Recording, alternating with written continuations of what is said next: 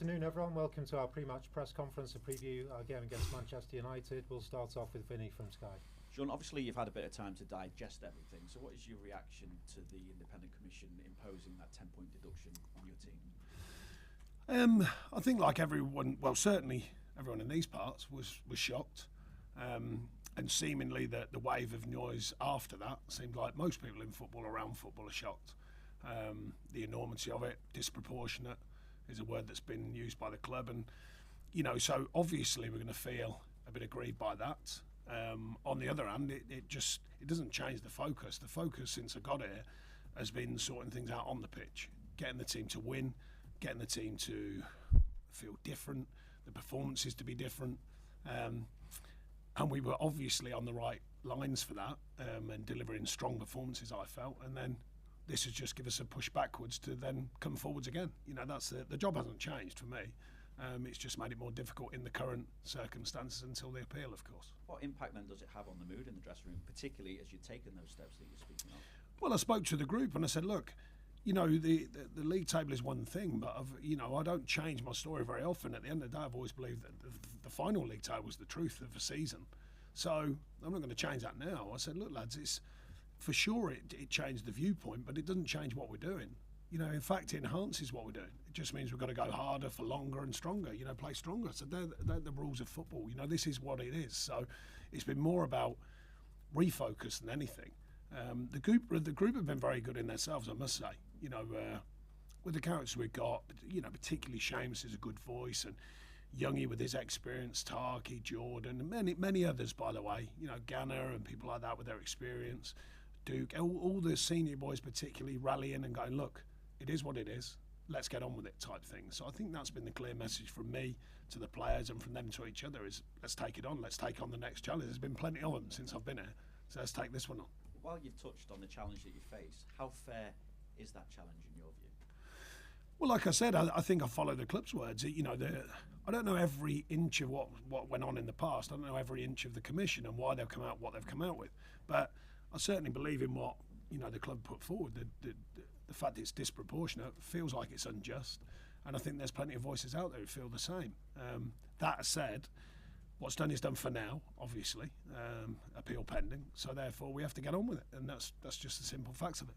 And in terms of getting on with it, how is the squad looking injury-wise? Seamus Coleman, we know, had a run out this week. Is he ready to be part of things from the start?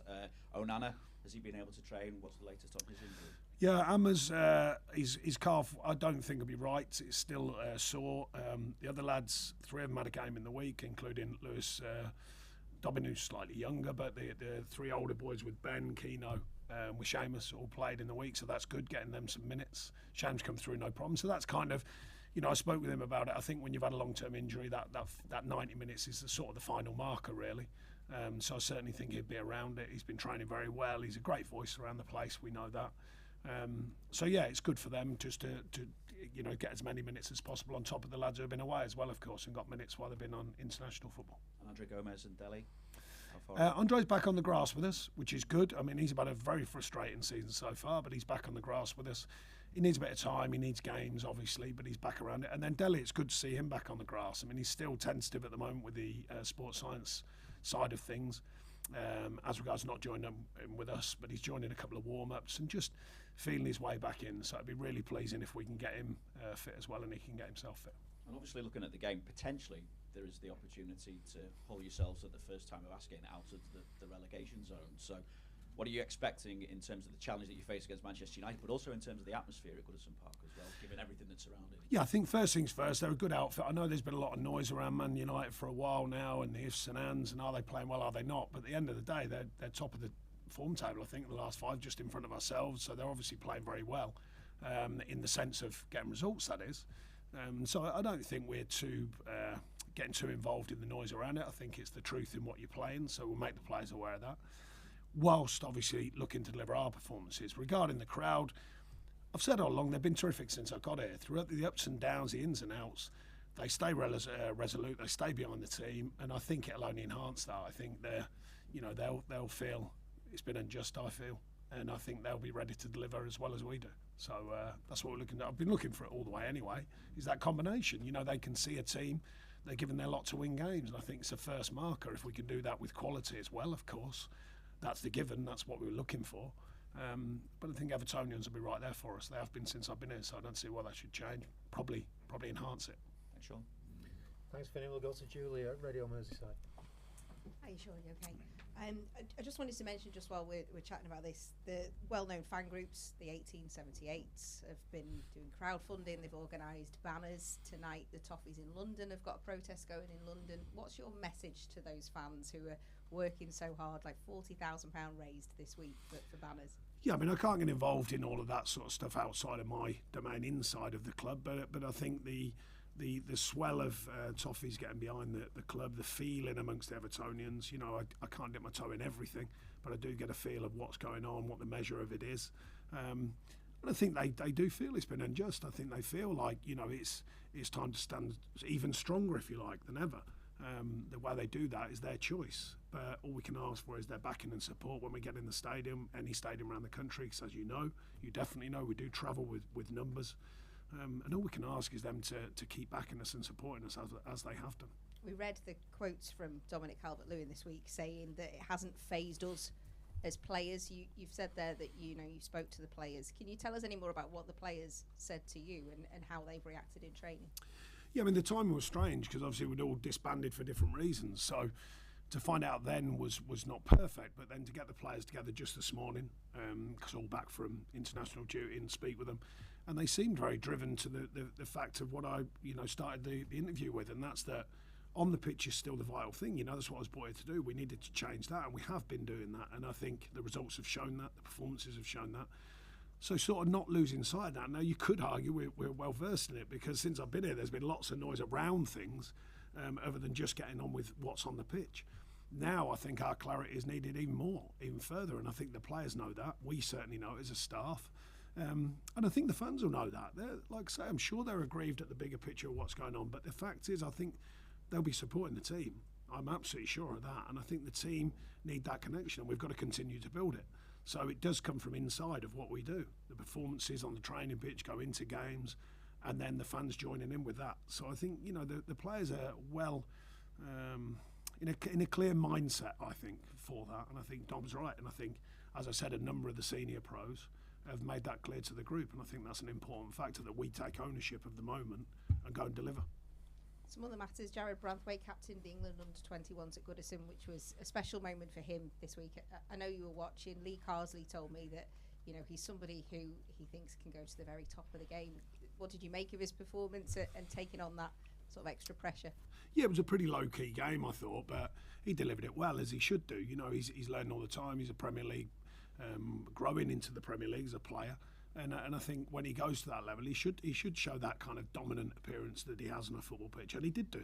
So I'm very pleased for him. But it's a great honour for him as well. And Yusuf Chimiti this week put a statement out about some racial abuse that happened from another player on the pitch. You probably won't know too much details on it, but obviously the club have stood with him. A real shame for him, because he scored 2 as well, isn't it? So it should have been about absolutely. I spoke with him this morning. I spoke to him while he was away briefly, just via message, let him know of our support, and I spoke with him this morning. He's okay. Great, you got 2 goals there as well. Absolutely, yeah. Well, that's unfortunately the world changes, and that kind of gets pushed to the side with such things. But and rightly so, we understand why. But he's okay. I spoke to him today, and he's okay. Thank you. Thanks, Julia. Go to John Tier, Premier League Productions. Sean, given the run of form that you were in, the international break come at a bad time for you, or away from everything else? Has it given you a decent time to assess your progress, do you feel? You never know with international break. They are what they are. We all know them before the season. I think we are in a good place. I think the players are still in a good place. We've spoken a lot about what the obvious reasons why with this 10-point situation, but that doesn't affect the players' mood. We need to stay focused on what we're doing, and I think the feel-good factor from the last game down at Palace was quite evident amongst the group. It was a shame, actually. The one thing I would say, that we didn't get a training a few days together to lock all that in, because obviously a lot disbanded and dispersed straight away. But no, I think we are in a good place as a group and a collective, and we don't want this to get in the way of it. We want to make sure that we keep with that clear-mindedness as a group to keep performing. You mentioned at the start the ups and downs at Man United itself. How do you assess them, and what kind of a threat will they be this weekend? Well, I think the ups and downs more from the opinion of others, not from myself. I mean, I always look at the teams and how they're performing to win, and they've been doing that. So I think we've got to remind our players that what we're doing, and how we're going about it, and the reason why our form's good, and just the usual thing. You've got to make players aware of the opposition. Of course, you do tactically and the possible changes and the like. But really, we put a lot of focus on ourselves this season, and I think I've enjoyed the fact that players have kind of linked into that themselves. And the biggest thing for me, and I mentioned it after the win at Palace, was finding different ways to operate, and I've been really, really pleased with that. If we have to defend hard, we can and we will do. We certainly want to work hard, but also when we can play, and we want to play, and we want to find that balance, and I think that's important, and we're still sussing that out. But I think while we're doing that, we're getting results, and I think that's a really, really valuable thing to have when you're not quite firing on all cylinders, but you can win games. And I think we've been doing that, and I think Man United, to be fair, have been doing that. So they're good habits in a way, I think, and I think we need to keep pushing for them good habits into the games that come next. Does a game against Manchester United, players often don't need any more motivation than that against these top clubs. Do they still carry that gravitas for you, provide that motivation for your players? Yeah, I think all top clubs do. I think all clubs in the Premier League. We've seen over the last couple of seasons that Everton Football Club, there's no gimmies. It's not an easy ride. So I don't think we're only looking at teams like Man United. I think we have respect for everyone in the Premier League. Perfect. Thank you very much. Thank you. We'll go to Shamoon at the BBC. Hi Sean, one phrase that's been used by fans is us against the world now. Is that the sort of feeling internally as well? I don't think it's an internal thing. I think that should be the mentality anyway. I understand why fans are, but I think from our point of view, I've been searching for that mentality regardless, of this situation. I've been searching for that inner belief system within a group of players that we take everything on regardless of the noise around us. And I think we've like I said, when I got here, there was lots of noise for different reasons around this club, and I think we've done well to calm that, but also through performances on the pitch, re-galvanise a group of fans with the players. I think that's got to continue, but I think I want that mentality anyway. You don't just want it in adversity. You want it when the going's good, for example. You want the real bond of a group to be true to what it is, and I think we're beginning to show signs that we've got that, and I think that's important. But we've got to keep going. We've got to keep enhancing on it. And if the fans want to get involved with that because of what's happened, then that can only be good news in a bad situation. The sanction that's happened, is that bond going to bring everyone together, such as the club, the board, the fans, and players as well? Well, I think that's been coming anyway, and I think we can't really talk about boards because of the indifference of what's going on there with ownerships and stuff, but I think from the point of view of the fans and the players, I think that's been coming anyway. I think there's been a belief in what the players are delivering, and the players know the fans are there for us. They have been since I got here. I can't speak before that, but they have been since I've been here. Home and away, there's been fans travel, there's been fans back us, there's been fans support us and question us, which is fair. I don't mind that. But I think there's a real connection, and I think we've got to build on it. But I think it's there, and it's our job to keep building on it. The home form has been a little patchy this season. Do you think this sort of defiance is going to help that now? Well, I think it's just about putting it in the net. I think our own performance has been very good. We haven't put it in the net enough. So I don't think it's about performances. It's more about actually working at both ends of the pitch, which I've referenced many, many times. But I think we've done that better and better. So we want to start doing it at home like we have been away. Cheers. Thanks, Shamoon. We'll go to Ian at the Press Association.